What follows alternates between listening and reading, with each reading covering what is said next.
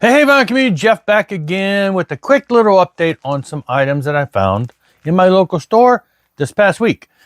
So, and I just realized, interestingly enough, that they both came out in the same year, but they are two totally different styles for sure. So I went to my local store. I hadn't been there in a couple weeks. So I'm flipping through, and it's been a while since I've looked through their used stuff. They get used stuff in like almost every day. While I was standing there, two guys brought in two big crates of records to sell to them. So constantly new stock coming through there.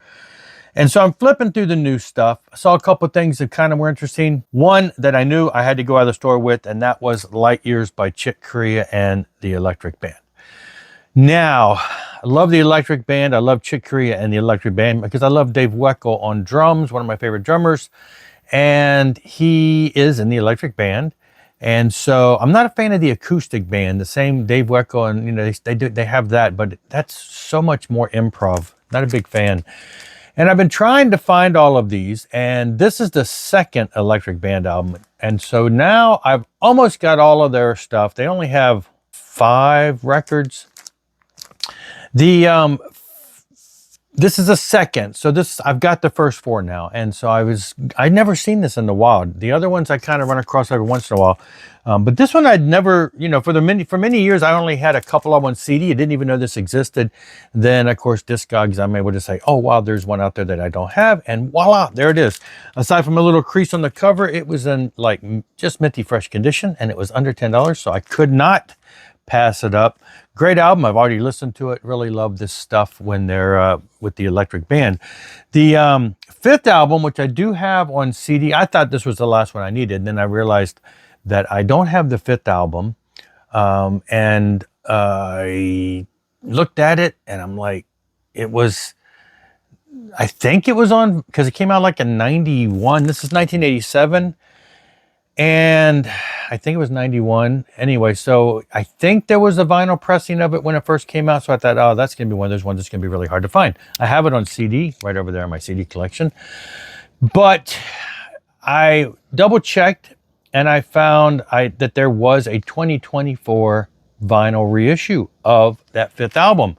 So there's hope. There's not any on sale on Discogs in America, in the US, but it is on Amazon. So I'd have added that to my list.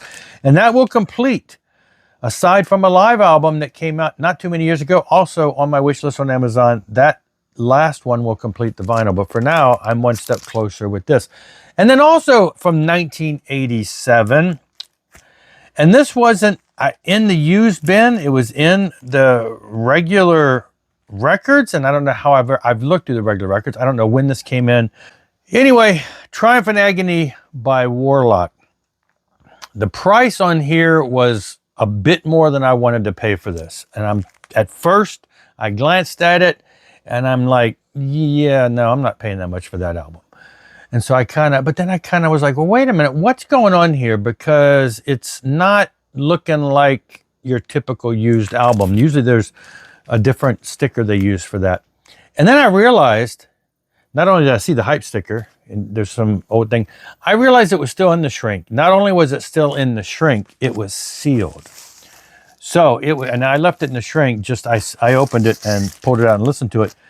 So that's why it was listed a little differently, and that is also why the price was a little more. It was in the shrink, brand new, sealed copy of this 1987 classic. This is the final album by Warlock by the band before Dora went solo. About 6-8 months ago, I found the previous one to this. I still need the first 2 albums. They're a bit harder to find, it seems. But this is the one that most of us, became, MTV. They had All We Are. That was the video. And so people are most familiar with that. So I was glad to find this. Now I looked up the price because at first I'm thinking, even for a new sealed album, it's a little more than I wanted to spend. But I looked it up on Discogs and it wasn't any cheaper online. It was more expensive. So I'm thinking it's a good price. And the ones online were, opened, most of them, and they were $45 and above. And I'm thinking, well, this is a lot lower than that. So this is low enough for me to go ahead and buy. So I went ahead and made the plunge, bought this, bought that. 2 albums from 1987 on opposite ends, pretty much, of the musical spectrum. Both of them filling in gaps in my collection. I'm thrilled to have them. And so just wanted to share. See you later, though. Thanks a lot for watching. Rock on and rock hard.